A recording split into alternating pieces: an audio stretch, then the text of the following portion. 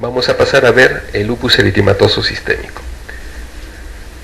Generalmente el lupus eritematoso sistémico tiene un componente genético, ¿no?, que tiene que ver con los antígenos de histocompatibilidad mayor, déficits genéticos del componente del complemento del sistema inmune.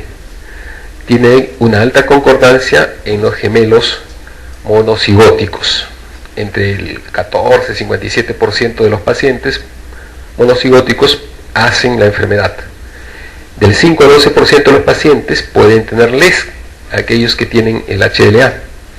Y hay una asociación con algunos tipos de haplotipos, valga la redundancia, de antígeno de histocompatibilidad mayor, como el DR2 y el DR3. Y también hay una asociación con déficit del factor de complemento, sobre todo C1Q, C2 y C4. Hay factores hormonales que también están relacionados con el lupus eritematoso sistémico, como por ejemplo el aumento de la conversión de estrógenos y de estradiol a metabolitos con actividad estrogénica. Esto que va a hacer que el sistema inmune se mantenga siempre activo. Por lo tanto, a la larga puede provocar un lupus eritematoso sistémico. Otra causa que puede ocasionar un lupus eritematoso sistémico, aparte de la genética, son los ambientales. Por ejemplo, pacientes que utilizan drogas. Algunas drogas pueden causar, ¿no?, lo que se llama el lupus eritematoso sistémico like o símil o parecido, ¿no? La luz ultravioleta, ¿no?, en pacientes que tienen predisposición genética pueden desencadenar LES. En Estados Unidos hicieron varios estudios relacionados con aquellas personas que utilizaban esos bronceadores a base de luz ultravioleta y vieron que efectivamente algunos pacientes con predisposición genética desarrollaban LES después de las exposiciones prolongadas a este tipo de radiaciones. Bueno, ¿cuáles son las manifestaciones de lupus? Ya hemos visto cuáles son los factores y cuáles las manifestaciones que voy a tener en un paciente que tiene lupus. Hay manifestaciones que son inespecíficas, que puede haber en cualquier patología, como por ejemplo puede haber febrícula. Y esto no necesariamente porque tenga un problema infeccioso, sino que recuerden que estamos frente a un problema inflamatorio. Y el problema inflamatorio puede ocasionar febrículas, no fiebre, pero sí febrículas. Anorexia, astenia, pérdida de peso. En la piel, ¿qué cosa es frecuente hallar en el lupus eritematoso sistémico? Este órgano, la piel, se afecta aproximadamente en el 80% de los casos de lupus eritematoso sistémico. Tengo lesiones que son agudas, lesiones subagudas. Dentro de las agudas, ¿cuáles son? La característica es el eritema malar. Es la más frecuente y la más característica de esta patología. Las subagudas generalmente son eritemas, pero del tipo descamativo, ¿no? Parecen lesiones psoriasiformes. Entonces, esto yo lo veo ya en un paciente que tiene más de 6 meses con lupus eritematoso sistémico. Puede haber el lupus discoide y puede haber alopecia. Si bien es cierto, la alopecia es un síntoma o un signo bastante frecuente en el lupus eritematoso sistémico, no ha sido considerado como criterio diagnóstico. Problemas neurológicos. Puedo tener disfunciones cognitivas leves, que son bastante frecuentes y son las menos diagnosticadas. Como son leves, muchas veces los pacientes pasan desapercibidos, el médico de por sí tampoco se enfoca en el aspecto neuropsicológico, más se enfoca al aspecto neurológico orgánico. Entonces pasan muchas veces desapercibidas, pero cuando se hace un estudio de la afectación psicológica y cognitiva en los pacientes con lupus eritematoso sistémico, llegan aproximadamente a un 80% de los casos. Las convulsiones, obviamente, tengo que descartar otras causas de convulsiones, ¿no?, para que yo considere como parte del diagnóstico una convulsión en lupus eritematoso sistémico, tengo que descartar causas orgánicas y causas metabólicas. Causas orgánicas, de repente que tenga un tumor, o que tenga un granuloma, o que tenga un problema de una neoformación. Causas metabólicas, debo eliminar problemas de sodio, hiponatremia, tengo que eliminar problemas de uremia, tengo que eliminar problemas de glicemia. Causas que no son evidentes en el paciente y que me expliquen este cuadro, puedo considerar a la convulsión como parte del diagnóstico clínico. Y lo otro son problemas psiquiátricos como la psicosis. Desde el punto de vista pulmonar, afecta aproximadamente el 40% de los pacientes. Nuevamente, al igual que en el caso de la artritis reumatoide, acá también tengo pleuritis, pero a diferencia de la artritis reumatoide, la pleuritis es mucho más severa, más evidente y más frecuente. Tanto así que es la manifestación más frecuente de los pacientes dentro de la serositis en los pacientes con lupus eritematoso sistémico. Puedo tener neumonías infecciosas. Habíamos mencionado que el paciente con lupus eritematoso sistémico puede tener febrículas, pero si un paciente con lupus tiene fiebre, tengo que sospechar en un problema infeccioso. Y dentro de los problemas infecciosos que tengo que pensar frecuentemente son problemas urinarios o problemas pulmonares. Y generalmente los problemas de neumonía es la causa más frecuente de infiltrado pulmonar en los pacientes con lupus eritematoso sistémico. La neumonitis es la segunda manifestación pulmonar en frecuencia. Puede haber también problemas de vasculitis que me producen hemorragia alveolar masiva. Y esta es la causa de mayor mortalidad en los pacientes que tienen lupus eritematoso sistémico desde el punto de vista pulmonar. Causas cardíacas. También llega a un 40%, una cifra bastante importante, y muchas veces nosotros en los problemas de artritis reumatoide, de lupus eritematoso sistémico y en general de todos los problemas inmunorreumatológicos, obviamos a veces las manifestaciones extraarticulares y mucho menos tenemos en consideración los problemas cardíacos. De repente me acordé, voy a revisar el pulmón, voy a revisar el sistema nervioso, pero a veces el corazón lo obviamos. Y acá tengo manifestaciones bastante importantes y bastante severas. En el lupus eritematoso sistémico puedo tener miocarditis y puedo tener endocarditis no infecciosa, llamada endocarditis de Lippmann-Sachs. Acá tengo las cuerdas tendíneas de una válvula, acá tengo el músculo papilar y acá ustedes ven una imagen media blanquecina, granulosa. Esto es una vegetación. Recuerden que las vegetaciones no solamente están ubicadas en las valvas de la válvula cardíaca, pueden también ubicarse en las cuerdas tendíneas, pueden ubicarse también en los músculos papilares, pueden ubicarse en la pared libre del ventrículo izquierdo y pueden también ubicarse en la rama ascendente del callado de la aorta. Esas son las ubicaciones que puede haber de endocarditis de Lippmann-Sachs. Pero ¿qué sucede? Cuando estas endocarditis, por el problema inflamatorio, pueden hacer que debilitar las cuerdas tendíneas, y en casos, bueno, felizmente no muy frecuentes, puede producir rotura de cuerdas tendíneas, lo que puede provocar un evento cardíaco agudo y a veces la descompensación severa del paciente. Felizmente este tipo de endocarditis no cursa mucho con estas manifestaciones, sin embargo hay que tener siempre presente en mente esta posibilidad. Los problemas renales es lo que siempre nosotros investigamos en los pacientes con lupus eritematoso sistémico. Afecta aproximadamente el 50% de los pacientes. Y casi todos los pacientes con lupus eritematoso sistémico tienen algún grado de disfunción renal. El problema está en que muchas veces no biopsiamos.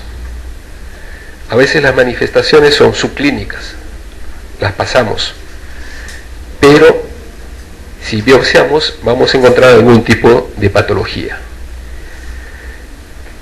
Los problemas de nefropatías, ¿no?, pueden correlacionarse con el anti-ADN y con el descenso del complemento.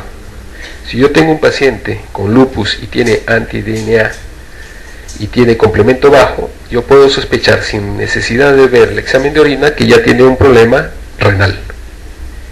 ¿Y cuáles son esos problemas renales? Tengo 6 tipos. La clase 1, que es la lesión mínima, la clase 2, que es la lesión mesangial, y que esta es la forma más frecuente en los asintomáticos. La clase 3, que viene a ser la glomerulonefritis lúpica focal y segmentaria, y la clase 4, que es la lúpica proliferativa difusa, que esta es la más frecuente en los pacientes que sí tienen síntomas. La clase 4 es frecuente en los que tienen síntomas y la clase 2 en los que no tienen síntomas. La clase 5 es una glomerulonefritis lúpica membranosa y la 6 una lúpica esclerosante. ¿Qué manifestaciones gastrointestinales puedo tener? Recuerden que el problema gastrointestinal llega a un 45% de los pacientes y que generalmente presentan diarrea, náuseas, vómitos, vasculitis intestinal. También puede producirse ascitis, puede haber también pancreatitis agudas. Algo que también es motivo de pregunta muchas veces en los exámenes es la artropatía de Yakut. ¿Qué cosa es la artropatía de Yakut? Viene a ser la desviación cubital en ráfaga, es decir, la mano en lugar de estar en un solo eje tiene una pequeña desviación de los dedos, no de la muñeca sino de los dedos, hacia el lado cubital. Pero eso, que también se ve en artritis reumatoide, también se asocia con dedos en cuello de cisne, que también se puede ver en pacientes con artritis reumatoide. O sea que la artropatía de Yakut lo puedo ver en cualquiera de las dos patologías, pero es más frecuente en el lupus eritematoso sistémico. Sin embargo, eso lo tengo que evaluar en el contexto de lo que me diga el enunciado cuando me pregunten.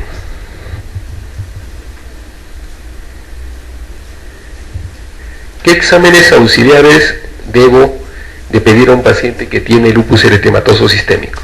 El hemograma. ¿Para qué el hemograma? Si mi problema es inmunorreumatológico.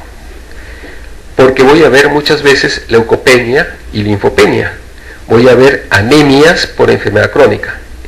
Es decir, anemias normocíticas normocrómicas con depósitos normales de hierro en la médula ósea, pero en la sangre periférica los depósitos de hierro no están tan bien por mala utilización. Puedo ver también problemas de anemia hemolítica con CUMS positivo. Recuerden que esto es uno de los criterios diagnósticos en los pacientes que tienen lupus eritematoso sistémico. O sea, la anemia hemolítica no es la única forma de anemia que puede haber en el paciente, pero es importante porque forma parte de los criterios diagnósticos. Y a propósito de eso, repasemos cuáles son los criterios diagnósticos. Primero tengo el eritema malar, que es un eritema fijo, que es plano, a veces puede ser ligeramente elevado, alto, ¿sobre dónde? Como dice su nombre, sobre la región malar. Generalmente no afecta a los surcos nasogenianos. Miren cómo este eritema no sobrepasa el surco nasogeniano, se limita a esa zona, como sí puede pasar en la zona de la dermatomiositis. Segundo criterio, las erupciones discoides. Como dice su nombre, tiene una forma redondeada, generalmente son placas eritomatosas, ¿no?, con descamación, generalmente de tipo queratóxica, que tiene que ver con problemas en los tapones foliculares, puede producir cicatrices y puede producir atrofia en la piel, sobre todo en aquellas que tienen larga duración. La fotosensibilidad. El paciente generalmente tiene una erupción cutánea a causa básicamente de la luz solar. Y esto generalmente incluso puede producirse con poca cantidad de radiación solar. Y este criterio tengo que yo verificarlo, o debe haber sido verificado por un médico.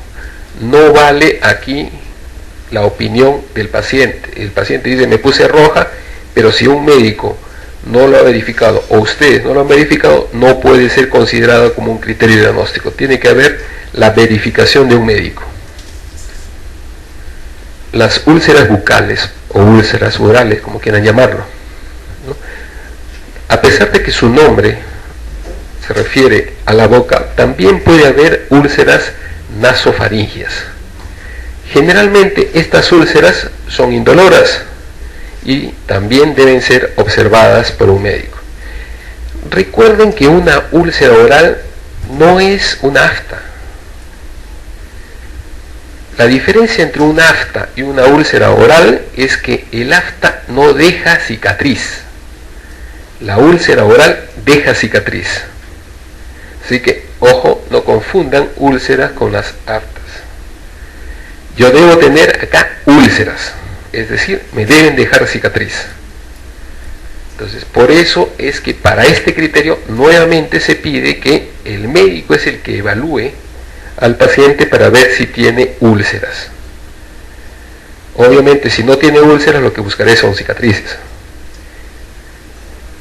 Entonces, no vale acá tampoco la opinión del paciente, sino lo que el médico ve para poder hacer el diagnóstico correcto. Quinto, artritis, pero artritis no erosiva, para diferenciarlo de la artritis reumatoide, que sí pedía que sea artritis erosiva.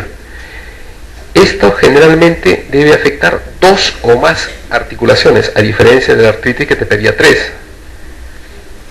¿No? Acá, como toda artritis, hay dolor a la palpación, hay tumefacción, hay derrame, hay eritema, y generalmente afecta articulaciones periféricas.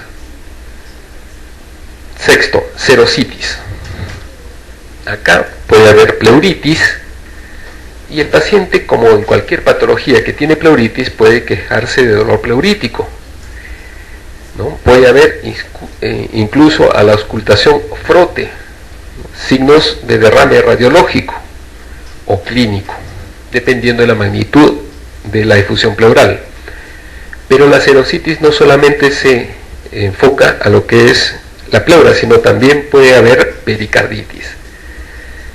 Y la pericarditis no solamente la puedo ver a través de una radiografía, sino que también la puedo verificar a través de un electrocardiograma con los signos de elevación del ST. ¿No? A la clínica puede haber disminución de los ruidos cardíacos, y cuando se está formando o está desapareciendo el derrame pericárdico puede haber frotes. Recuerden que cuando una vez se instaló la pericarditis y se produjo el derrame, el frote desaparece. El frote aparece solamente cuando el paciente está iniciando con un derrame pericárdico o cuando ya se está resolviendo.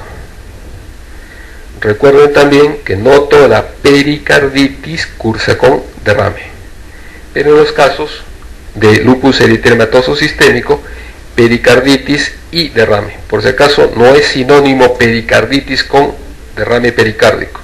Muchas veces confunden ese concepto. La pericarditis puede ser con o sin derrame. Y las manifestaciones electrocardiográficas también van a eso. Cuando nosotros tenemos un electrocardiograma de una pericarditis, básicamente lo que tengo que ver es el ST. Y si veo una pericarditis con derrame, lo que básicamente tengo que ver es la disminución del voltaje y la alternancia eléctrica. Así que no confundan. Problemas renales, trastornos renales. ¿Qué pasa en el lupus eritematoso sistémico y el riñón? Problemas de proteinuria. Proteinuria persistente. ¿no? Mayor a 0. gramos por día o mayor de 3 cruces. Si es que ustedes no lo han podido cuantificar mediante la medición de proteinuria de 24 horas. ¿no? Entonces puedo hacer una proteinuria cualitativa, pero no me basta una toma, tienen que ser 3 o más. O sea, si yo veo una proteinuria de 3 cruces o mayor de 0.5, no es suficiente para decir que tiene un problema renal, tiene que ser seriado. Tiene que ser seriado. ¿Qué cosa más tengo que evaluar en la orina? Cilindros. Y acá puede haber cualquiera de los cilindros que a ustedes se les ocurra. Puede haber leucocitarios, eritrocitarios, de hemoglobina, granulares, tubulares, ¿no? O la combinación de todos ellos. Y eso es lo que muchas veces se conoce como orina telescopada. Desde el punto de vista neurológico, el octavo criterio tiene que ver con las convulsiones y la psicosis. Ya hemos mencionado que las convulsiones tiene que eliminarse otro factor que me explique esta. Si no tengo ningún factor que me explique por qué ese paciente está convulsionando y tiene lupus eritematoso, recién podría hacer el diagnóstico como criterio. ¿De acuerdo? Es un criterio de descarte. Psicosis. Nuevamente, acá también tengo que hacer el descarte de otras enfermedades. ¿Qué pasa si, por ejemplo, mi paciente tiene una hipercalcemia? La hipercalcemia me puede producir psicosis. ¿Qué pasa si tiene un problema de PTI? También me puede producir psicosis. Hay diferentes enfermedades que me pueden producir psicosis. Es un paciente que de repente está utilizando corticoides, psicosis. Un paciente que está urémico o encefalopático también puede producir psicosis. Hay psicosis que son episódicas y hay psicosis que son permanentes, pero para yo considerar como criterio diagnóstico psicosis en el lupus tiene que también ser por descarte, haber eliminado todas las posibilidades de psicosis para recién echarle la culpa al lupus eritematoso sistémico. Cambios hematológicos. ¿Qué trastornos hematológicos tiene el paciente? Ya mencionamos anemia hemolítica. La anemia hemolítica puede o no tener reticulocitos. Si no tengo anemia hemolítica, puedo tener leucopenia.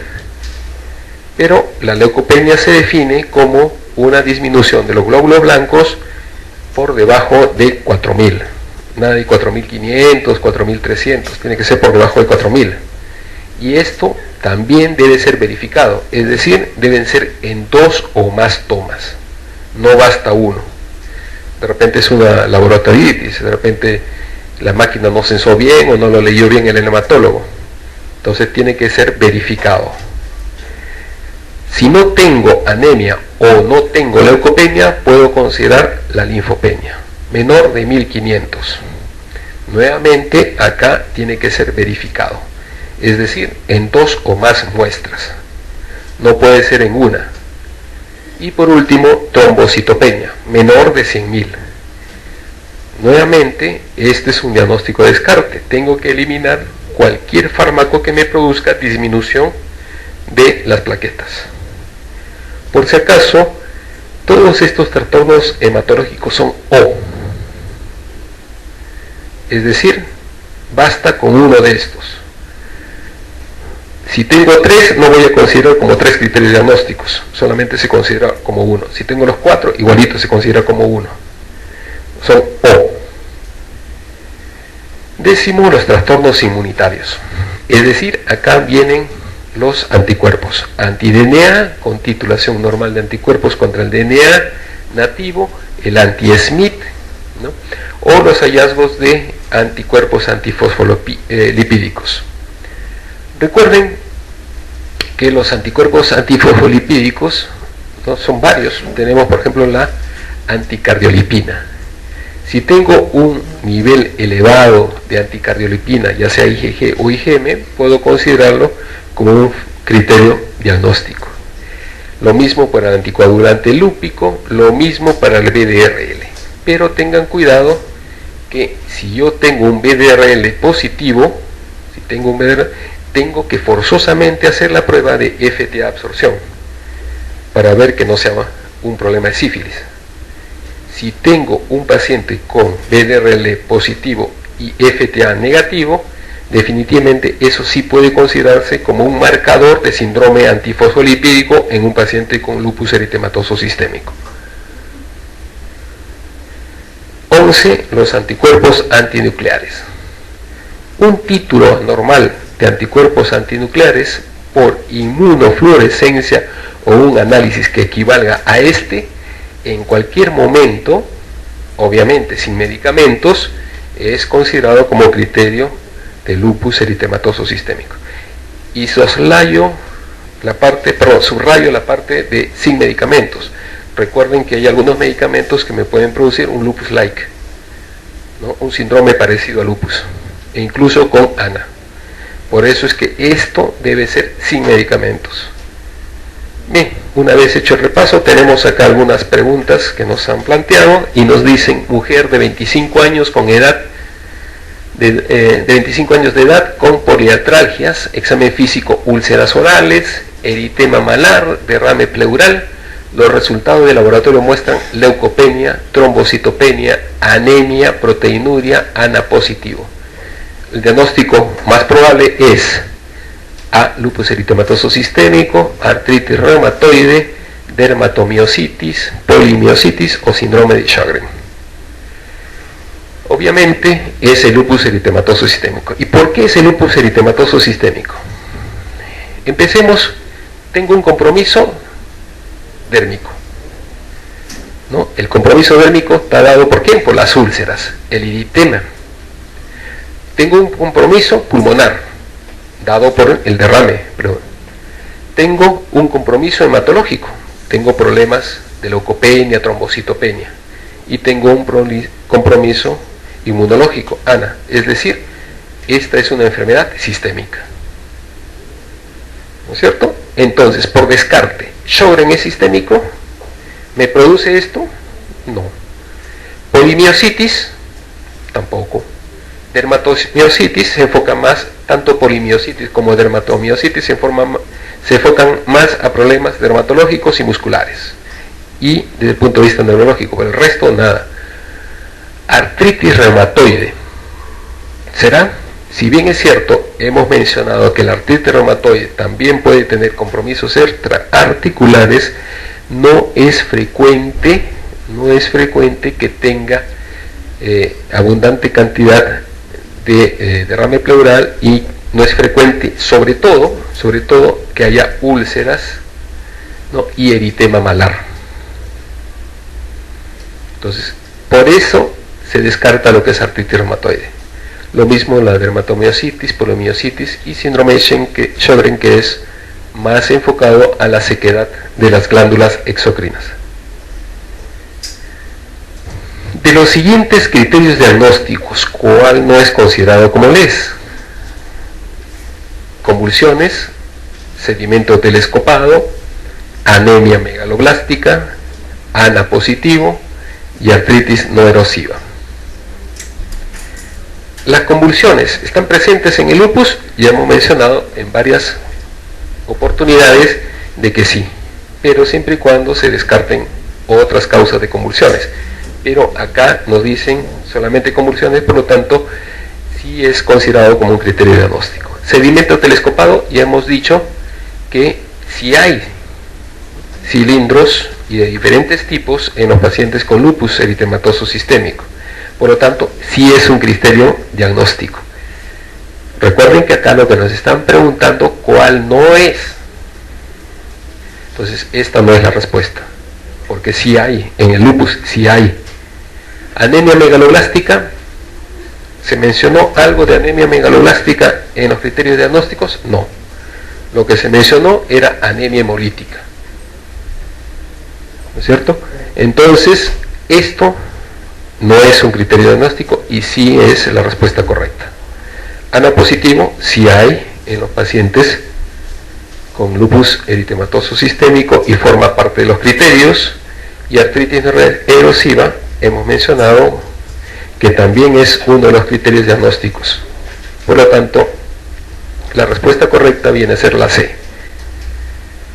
Bien, otra pregunta dice, según la Asociación Americana de Reumatología, ¿son criterios diagnósticos de lupus eritematoso sistémico? 1. Artritis erosiva. 2. Eritema malar. 3. Alopecia. 4. Fotosensibilidad. Pero acá nos hacen la combinación de estas posibilidades y nos dicen, usted tiene que marcar en la opción A, B, C o D, y la opción A es 1 y 2, la opción B 2 y 4, la C 2 y 3, la D 3 y 4 y la E 1 y 3. Bueno, lo explayamos acá, lo ponemos más claro y vemos, la A vendría a ser artritis erosiva más eritema malar. ¿Artritis erosiva hay en el lupus eritematoso sistémico? No. Ya hemos dicho que no hay. Erosiva hay en ¿dónde? Artritis, no hay lupus. Eritema malar sí hay. Por lo tanto, ya tengo uno que no es correcto, no es la respuesta. Eritema malar y fotosensibilidad. ¿Hay eritema malar? Sí. ¿Hay fotosensibilidad? Sí. Por lo tanto, esta es la respuesta correcta. Pero sigamos. ¿Hay eritema malar? Sí. ¿Es criterio diagnóstico? Sí. ¿Hay alopecia? Sí. ¿Es criterio diagnóstico? No. Alopecia, no, no es criterio diagnóstico. Sí hay, pero no es criterio diagnóstico. Fotosensibilidad, sí, no es la respuesta correcta. Artritis erosiva, no. Alopecia, tampoco. La respuesta es la letra B. Muy bien. ¿Cuál es el mejor parámetro para evaluar lupus eritematoso sistémico? El anti-Smith, el ANCA-P, el ANA, la anticardiolipina o el ANCA-C. ¿No es cierto? ¿Hemos hablado algo de ANCA-P y ANCA-C? No. Anticardiolipina sí hemos hablado, ANA también hemos hablado y Smith también hemos hablado. Tengo 3 posibilidades, pero acá ¿qué cosa me están pidiendo? El mejor parámetro. El mejor parámetro. El ANA ¿se ve exclusivamente en lupus eritematoso sistémico? No. Entonces ya comienza a tambalear esta posibilidad. Entonces me quedo con anticardiolipina y anti-Smith. ¿Todos los pacientes con lupus eritematoso sistémico hacen síndrome antifosfolipídico? No todos. Entonces, ¿cuál es la posibilidad? Anti-Smith. ¿No? Es altamente específico para lupus. Ojo, menos del 1%, ¿no? Es positivo en lupus por drogas, menos del 1% en artritis reumatoide, menos del 1% en esclerodermia, menos del 1% en Sjögren. Entonces, el anti-Smith es lo más adecuado para evaluar LES. El ANCA-P yo lo veo en ¿dónde? Generalmente en Churg-Strauss, en poliarteritis nodosa, poliarteritis microscópica, colangitis esclerosante primaria, en artritis reumatoidea, en glomerulonefritis focal y segmentaria. No es la respuesta. El ANA lo veo casi en todas las enfermedades inmunorreumatológicas, por lo tanto no es la respuesta correcta. Y la anticardiolipina ya hemos dicho que no está presente en todos los pacientes con lupus, sino que además existe un problema de síndrome antifosfolipídico primario y también está relacionado con vasculitis infecciosas, ¿no? Como la sífilis, el SIDA o la fiebre Q. Y el ANCA-C generalmente lo veo en granulomatosas de Wegener, poliangitis microscópica y en algunas glomerulonefritis. Tampoco es la respuesta correcta. Pregunta: paciente femenina, 25 años de edad, que inicia con eritema facial, úlceras orales, fiebre, dolor preurítico en hemitórax derecho, artritis en muñecas y metacarpofalángicas, cambio de color en las manos, consistente en palidez, cianosis e hiperemia, en respuesta al frío ambiental. velocidad de sedimentación globular elevada, factor reumatoideo negativo, el diagnóstico más probable es artritis reumatoide, síndrome de Sjögren, lupus eritematoso sistémico, pleuritis tuberculosa, fenómeno de Raynaud primario. A ver, nuevamente, tengo problema dérmico, eritema facial, úlceras orales. Tengo problema pulmonar, pleuropulmonar, dolor pleurítico. Si tengo un dolor pleurítico, yo tengo que sospechar que el paciente está haciendo una pleuritis, ¿no es cierto? Tengo compromiso articular, tengo compromiso hematológico. ¿Por qué? Miren, este paciente tiene cambios de color en las manos, desencadenado por el frío, ¿no? Pálido, cianosis e hiperemia. ¿Qué es eso? Fenómeno de Raynaud. Es un fenómeno de Raynaud. O sea, tengo problemas inmunológicos. Tengo velocidad de sedimentación elevada, factor reumatoideo positivo, o sea, es un problema sistémico, es tuberculosa. Entonces, por lo tanto, no es la respuesta correcta.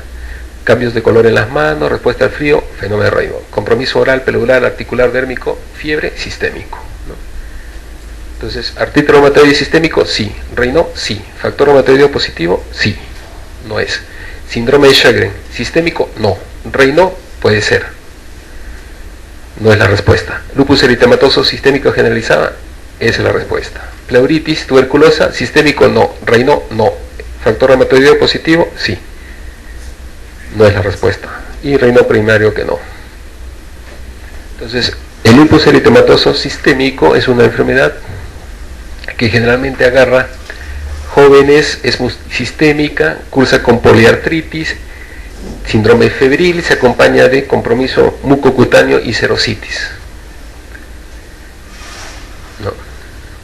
Otra, a la exploración física, el hallazgo más probable que se encontraría en la piel de un paciente con lupus eritematoso sistémico es eritema eriotropo, nódulos subcutáneos, úlceras en tobillos, esclerosis cutánea.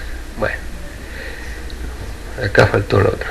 Bueno, dice, ¿cuál es el hallazgo más probable que se encontraría en la piel? Ya hemos visto eso. Básicamente se trata de, primero, eritema.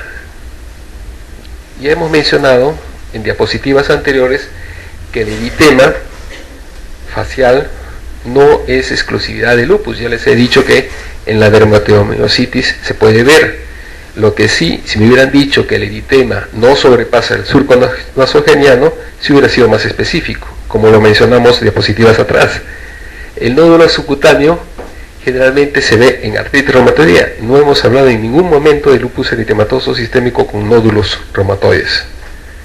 Úlceras en tobillos generalmente se encuentran ¿en dónde? En esclerodermia o crest. Tampoco hemos hablado de úlceras en región de piel, hemos hablado en úlceras orales, en nasofaringias, no hemos dicho nada de piel, de úlceras, por lo tanto no es la respuesta.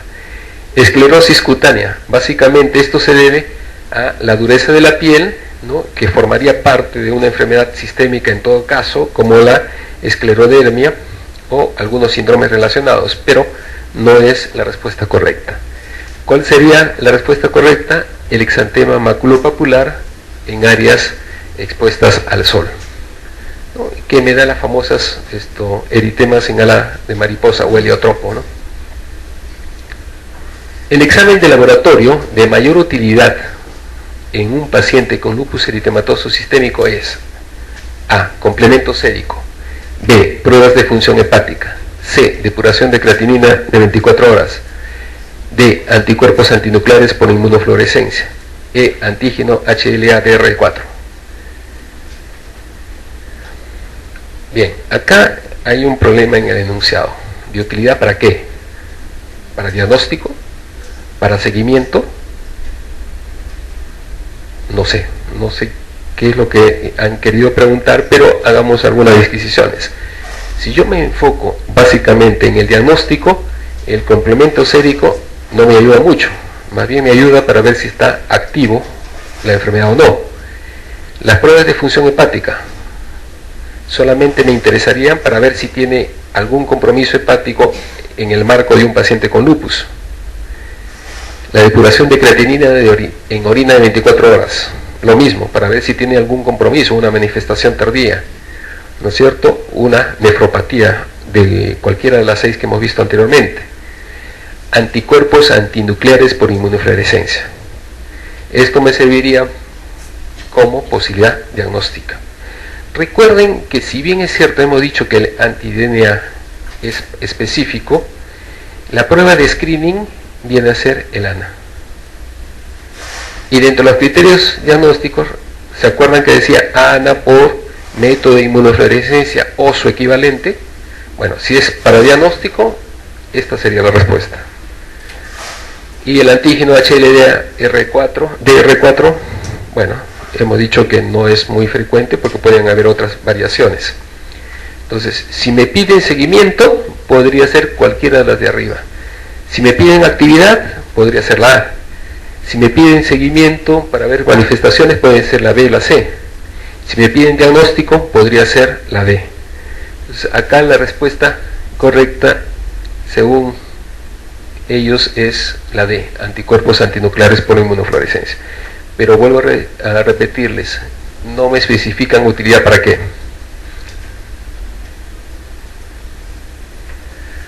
Recuerden que el ANA tiene 4 patrones. El patrón homogéneo, que se ve en el lupus, enfermedad mixta del colágeno; el patrón periférico, que tiene la más alta especificidad para el LES y se asocia con DNA nativo; el patrón moteado con lupus eritematoso, esclerodermia, artritis reumatoide, enfermedad mixta del colágeno, síndrome de Sjögren, polimiositis; patrón nuclear con esclerodermia y polimiositis.